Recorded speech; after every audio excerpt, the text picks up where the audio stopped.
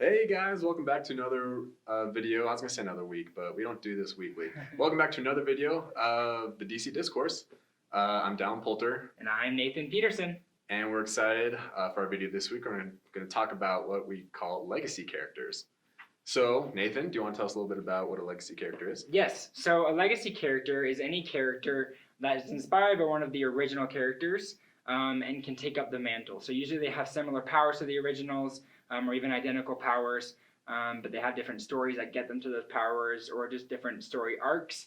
And so we're going to kind of talk about a little bit more about what a legacy character is. Do you have anything else you want to add about what a legacy character is? No, that's about it. They're way cool. I love them, and DC is full of them, which is just way cool to learn more about their stories. Yeah, honestly, this is one of the biggest things that DC has that I love is the legacy characters. So that's why it was one of the first episodes we wanted to do, just because we felt that it's one of the strongest points of the DC universe. Yeah. So what we're going to do, we're going to start off talking about some of the different legacy characters, and we want to talk about like the Big Seven or like the Justice League and who their legacy characters are. So really quick, let's go through the Big Seven. So you've got Batman, Superman, we talked about last time. Then you've got Wonder Woman, Flash, Martian Manhunter, Green Lantern, and Aquaman. So those are, when you think of the main Justice League characters, you think of the Big Seven, which are these characters. Yeah. So we're going to go through really quick and kind of list off some of their characters. Do you want to start off with some of Superman's really quick? Yeah. So some of Superman's, we've got Superboy, Supergirl, Crypto the Dog, Cyborg Superman, Steel, Superwoman. Yeah. We're not even too detailed then because we already talked about them. Yeah. And then Batman, you got all the Robins and basically another street level character in the DC universe. So moving on to some stuff then, some uncharted territory that we haven't talked about on this YouTube video yet is we're going to go through Flashes. So Flash, you have the first Flash, which is Jay Garrick, and then the legacy characters for him are Barry Allen, and then you have Wally West, and then you have the Wally West who is African American, and then you also have Impulse, Jesse Quick, Jesse Chambers, so the list kind of goes on for a while for him. And Bart Allen. And Bart Allen, yep, Impulse. And then... Oh, is that his name? Uh-huh. Wow, I learned something new. You're good. And then Green Lanterns, do you want to hit some off? Yeah. So we've got Hal Jordan, Guy Gardner, Jon Stewart, Kyle Rayner, Simon Boz, and Jessica Cruz are kind of the main legacy Green Lanterns. Yeah, and then for Martian Manhunter, his is a little different. There's only a couple for him. I can only actually think of one, which is Miss Martian. That's who I had too. Perfect.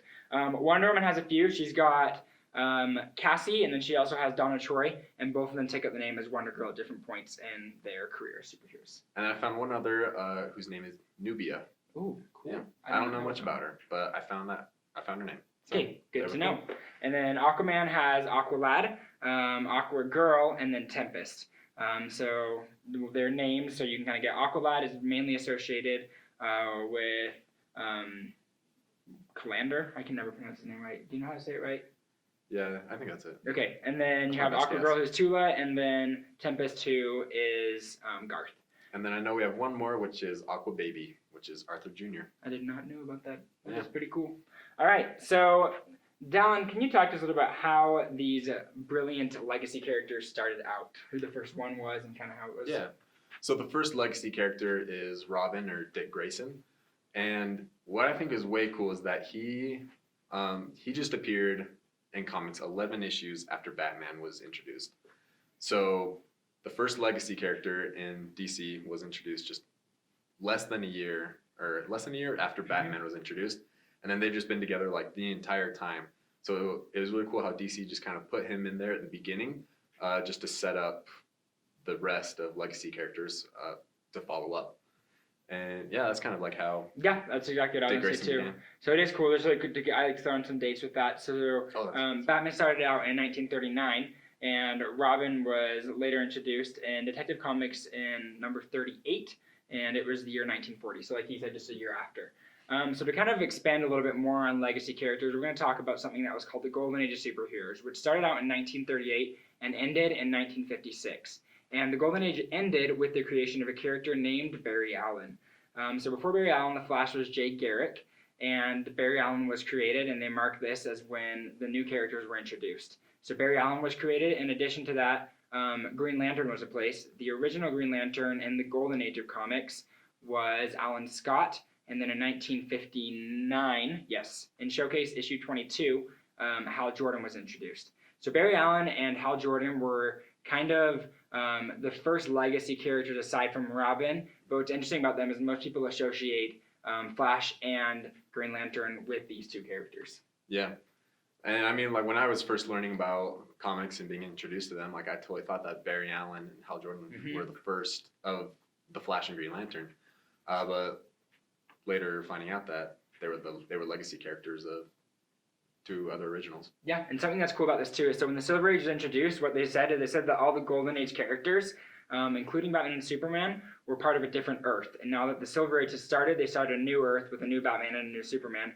And the Silver Age started it. And all those characters in the Golden Age actually were comic book characters of the Silver Age. So Barry Allen grew up, he's a comic book fan, and he grew up reading about Jay Garrick the Flash, and then he gets the same powers. So it's kind of a cool little thing to tie them all together, which I really like. Yeah. So Nathan, what we want to kind of talk about which OG character we think has kind of like the most direct legacy. And I'm excited for this because Nathan and I didn't show like each other who we think. So Nathan, who would you say has the most direct legacy? So mine are between two. So I'll say my first one, which is Green Lantern. Okay.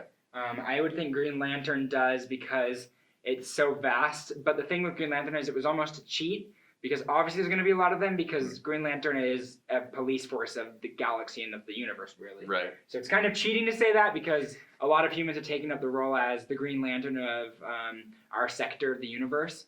But it is still one of the things that I would say has held up the most with the most legacy characters. Yeah. And who's your second? My second one is the Flash.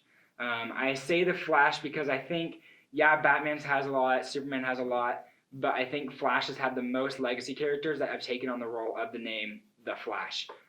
There's very other few characters that have had other people take on their actual name. Yeah.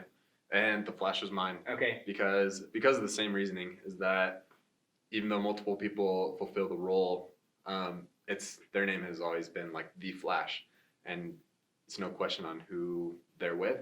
I mean, like some people don't understand that like Nightwing or Red Robin or Red Hood are associated with Batman because it's not like the same name, and so that's why I feel like the Flash has the most direct legacy because you're able to associate all the Flashes with the Flash. Okay, that's perfect. So off of that, which characters would you say have kind of superseded their successors, I should say?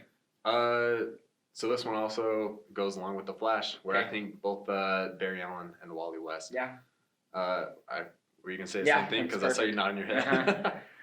I think that it's crazy that they're just both so well known over Jay Garrick, the first Flash, and that's cool that DC did so much with both Barry Allen and Wally West to show like how they fulfilled the roles and like outgrew the inspiration of the original. Yeah, and I think it's really cool because Jay Garrick's the original, Barry Allen comes around, he becomes so popular that people kind of associate the name The Flash with Barry Allen for several years, up until, I would say from 1956 until 1985. 1985, there was an event called Crisis on Infinite Earths. which is, I put him on the spot there, but he knows about it, which is basically a big crisis where they're trying to save the universe, and then Barry Allen dies, and Wally West takes on the name. And Wally West was the Flash from the 1980s up until the 2000s.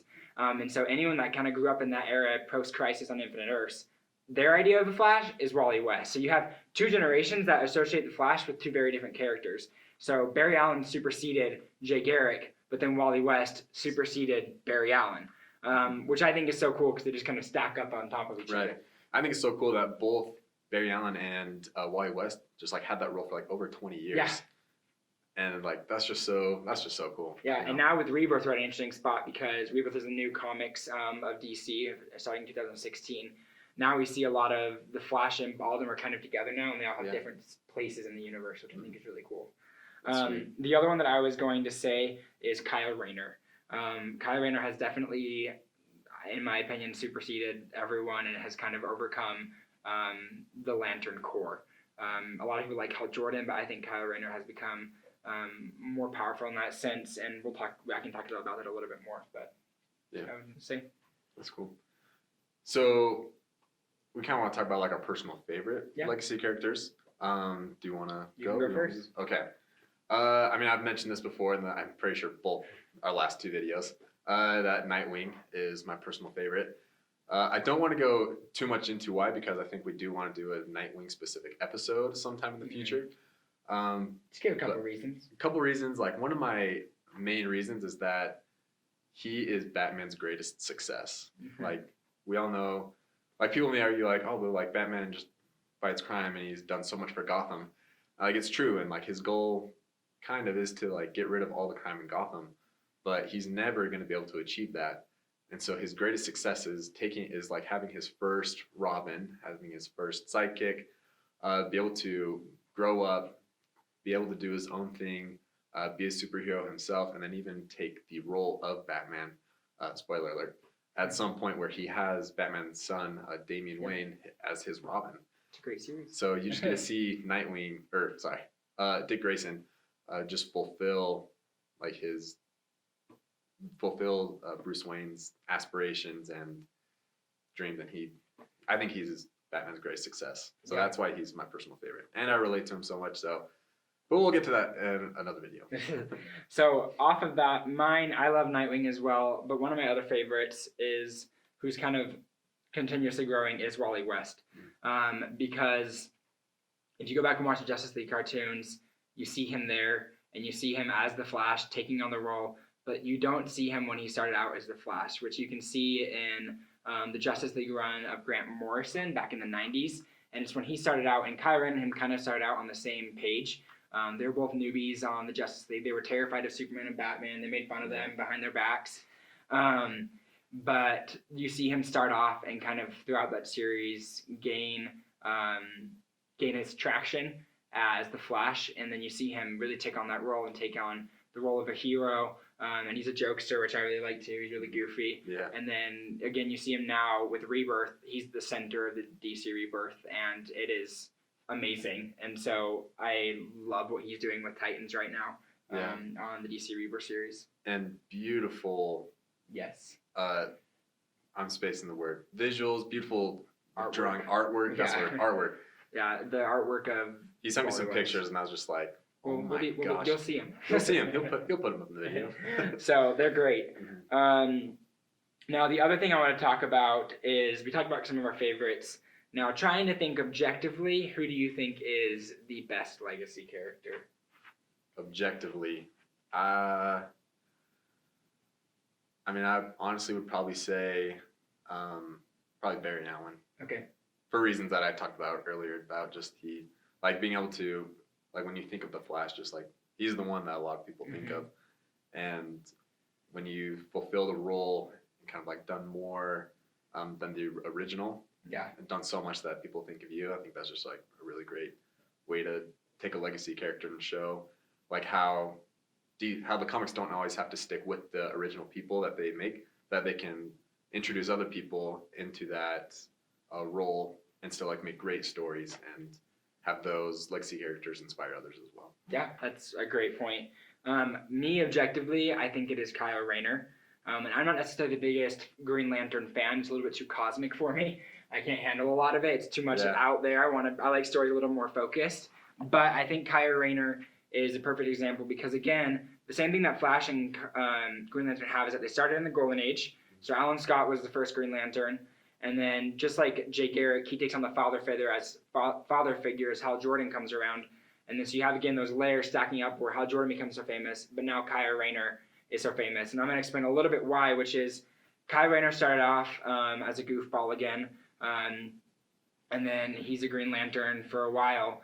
But he's such an emotional character that he ends up being able to harness the powers of all the rings at different points.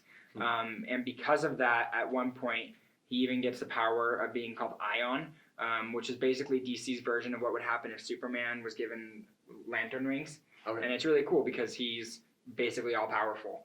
They always take that down to make him less OP, but he does become something called the White Lantern, which basically a White Lantern is a convergence of all the Green Lantern, Red Lantern, all the emotional spectrum. He has all the powers of it, and because of that, becomes way more powerful than any Green Lantern.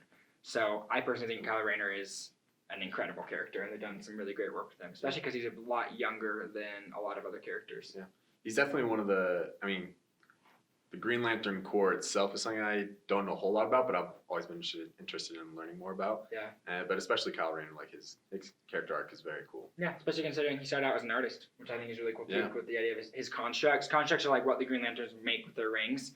Are awesome because he's an artist, so he's obviously very creative and thinks of some really cool things.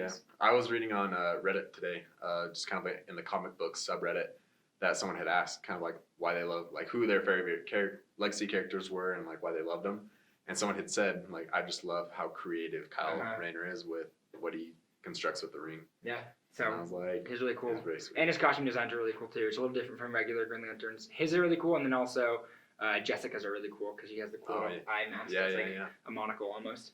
Mm-hmm. So to kind of go in a little bit broader terms, what is it that you think makes legacy characters so cool? Why do you like them? I like them because, kind of like I said before, it shows that DC is able to kind of expand further than like the original characters and just rely on them for every single story and to come up with new stories for them.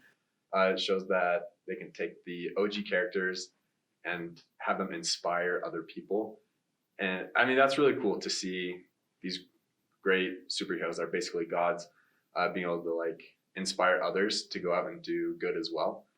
And so many legacy characters are just absolutely successful. And it just shows that the OGs have done so well that they've inspired others to go out and do the same thing. Mm-hmm. And then some of the legacy characters are just like the greatest successes for the original characters. Yeah, just to add on to that, I agree with you completely. The other thing that I was going to say that I like about it too is it moves the universe forward. That's true. Because you have the Golden Age just moved into the Silver Age, and then it happens again after Crisis, where as these new characters keep getting introduced with similar powers maybe, but different character traits, which is what we all love about comics anyway. It's not necessarily the powers that we like, it's the stories of these characters that we relate to. And I think by introducing new characters, you allow a broader spectrum, because all of us who have been comic fans for a while can relate to the characters from old, but as new people come in, you can introduce new characters and have these new people that are inspiring us today. So I think it really does just keep pushing the universe forward, which helps DC to stay so poignant in today's society. Yeah. And I love legacy characters because I feel like I'm able to relate more with them than kind of the originals. Mm-hmm. I mean, I am the youngest of 8 kids. And so like growing up, I always had my older siblings to like inspire me and teach me and kind of like show me the way a little bit. Just kind of like Batman does with his legacy and Superman does with his legacy. And so I've been able to like learn from them, but then I'm able to take all that advice and all that knowledge and like apply it to myself and do my own thing with that. Mm-hmm. And it's funny, like something Nathan had said, because Nathan and I, we were following a kind of like what's called the Daily Pump by this one bodybuilder, where he kind of makes the workouts so that you don't have to worry about making your own workouts when you go to the gym. Then we got to a point where we just kind of wanted to kind of go out and experiment on our own. And Nathan had texted me. He just said, Robin had to leave the Batcave at some point. And I was like, that's a good point. So, I mean, that's another way where I was like, yeah, like we kind of like took knowledge and learned from one person, then wanted to go out and do our own thing with it. Yeah. And so that's why I feel like I relate more with legacy characters than kind of the originals. Yeah, that's great. And one thing I think is cool off of that is I think there is this idea of relatability and the fact that you can relate to them because we all kind of feel like we're paving our own way, maybe in our brothers or in our families or whatever it is. You're always trying to pave your own way in the world, which is a lot more associated with legacy characters than with the OG characters. With that said, I think there's some really cool moments in comics where you kind of see the relationships between the OG characters and the original. You have a moment where the Flash is talking to the other Flash, Wally West and Barry Allen are talking, and they talk about how they don't really consider each other as his sidekick or anything. And you have the same thing with Batman and with Nightwing. And this is all in our run that I'm reading right now in the Titans Rebirth, where they have these moments where they're talking to each other and they are blatantly telling other people, he's not my sidekick. He has developed his own path, which I think is super cool. Yeah. And I can't remember if it was the last movie that you showed that comic of, or you might have just texted it to me, but it's one of the comic strips of that Batman and Nightwing are talking, and Bruce is like asking Dick, he's like, hey, like those years of you growing up and being Robin, like, were they good? And he just says, the best. Yeah. And just like seeing this is very cool to see the OG and the legacy characters have moments like those. Yeah, I think it's great. And I think I just thought about this. Like one other thing that I love about legacy characters is that they inspire more legacy. Like, they also go and inspire others. So there's just this huge like family tree of legacy characters everywhere. That's exactly what it is. It's generations and generations of legacy, which is again what keeps the universe moving forward. So that's why I like them so much. So with that said, you kind of said that you probably relate more to the legacy characters. So what is it about their story arcs that you like? I was going to start off with this and say that one thing I really like about their characters is how relatable they are. And one thing I put is little brother syndrome, is that they do have this idea of they're stuck in the path of what other people have paved. People might confuse their name for the original, and so they really are trying to find their own way. And you see that a lot more. You see a lot more coming of age stories too, with them kind of finding their way, which I have always really liked. So those are kind of some of the story arcs that I've liked. And I honestly think the legacy characters work better in teams than the original characters do. I agree. I think the Justice League is all very professional people and they work well as a team, but there's no real like relationship or friendships that I would say there are, but they're kind of tense. Whereas when you're reading Teen Titans and Titans and even Green Lantern with some of them, you see a lot more of kind of a brotherhood and this relationships that develop between them, sometimes to their demise when you have a boy and a girl on the same team and they have a relationship develop. Maybe not the best thing when you're trying to think professionally, but there's definitely a lot more development between the relationships on not necessarily a professional level, but also on a personal level, which I think is really cool, fun to read. And one thing, like you just mentioned that I thought that what we should have said at the beginning is like with the whole teams, like the Teen Titans themselves is a legacy to like the Justice League. Yeah. And you know, I mean, you see some of them do stuff on their own, but they're just like so great as a team, as Teen Titans together. Yeah, and one thing that's funny about that too now is again talking about building upon each other. You have the Justice League first, then you have the Teen Titans, but once the Teen Titans, the original Teen Titans, got a little too old, they took on the name of the Titans. Yeah. And now there's the Teen Titans that are kind of the next. You have, for example, you have Batman and Justice League, and then Dick Grayson led the Teen Titans for a little while. Once he became Nightwing, he led them again and then started leading the Titans. And now Damian Wayne is currently leading the Teen Titans as the Robin. So it's like, again, this idea of development. Right. And what's the next team going to be? The Teen Titans or the pre-teen Titans? The pre-teen Titans. Oh, man. So we'll see what happens, but it's pretty cool. So just off of that, what would you say are some of your favorite stories that you've read with legacy characters? So I'd say one of my favorites is Crisis on Infinite Earth, number 8. And he mentioned before it is the death of Barry Allen. And just being like the first legacy character of the original Flash and being the Flash for over 20 years, just him sacrificing himself to save the Crisis. So I'd say Crisis on Infinite Earth, number 8. The whole series is good. But that one specifically is when Barry Allen dies, and it's very emotional and sad. Yeah, sad comic. Some other ones. I mean, not biased with Nightwing. Is his whole run in 1996, which is like over 150 issues. Because that you see the very first legacy character of all time go on to have his own character story and his own run. And then I also have Batman and Robin, 2009, which is Dick Grayson as Batman with Damian Wayne. And then I also have Teen Titans Judas Contract. Yeah, those are all great. I'll go off of some of those too. So I have Judas Contract on mine too. So Judas Contract is, at the time when it came out, it was the best-selling comic because of how good it is. It has a lot to do with Deathstroke, who is Slade Wilson, who some of you guys might know, who's a great villain. It's the first time you see Dick Grayson become Nightwing. Yeah, it's awesome. And he walks down in his disco Nightwing suit, which is way cool. Yeah. So it's honestly, it's a very, very famous comic, and it was huge. The thing that he was going to say with the Batman and Robin, to add on to that, Batman and Robin that started in 2009, it's when Batman Bruce Wayne is missing. They think he's dead, but he's just lost in time. But so Dick Grayson takes on the role of Batman, even though he doesn't want to. He comes back, and Damian Wayne is his kind of prodigy at this time. And their relationship is so cool, and you really see Dick Grayson fill in the suit and literally fill it in. And kind of, he has some cool moments with with Commissioner Gordon too, or Commissioner Gordon says, I know you're not the original Batman, I can tell by your voice, but I kind of like you better at sometimes. You're kind of easier to work with. Right. And so it's cool to see how he really does fill in those shoes so well. Yeah. Aside from that, the other one I was going to say is if you want to get a better taste of Wally West and Rayner, go back to the 90s series of Grant Morrison and the JLA. It's where you get a really good idea where you see the originals, but you also see some of these new characters trying to fill in the shoes that other people left for them, which I really like. The last thing I want to say is Titans Rebirth, which you can see. I have Teen Titans up here, but Titans Rebirth is also really good, and all of Rebirth is amazing. A little bias to it. So, what about top legacy stories and other media? So I love the original Teen Titans cartoons, just super awesome. The Young Justice series, which we talked about, I believe, in our last video.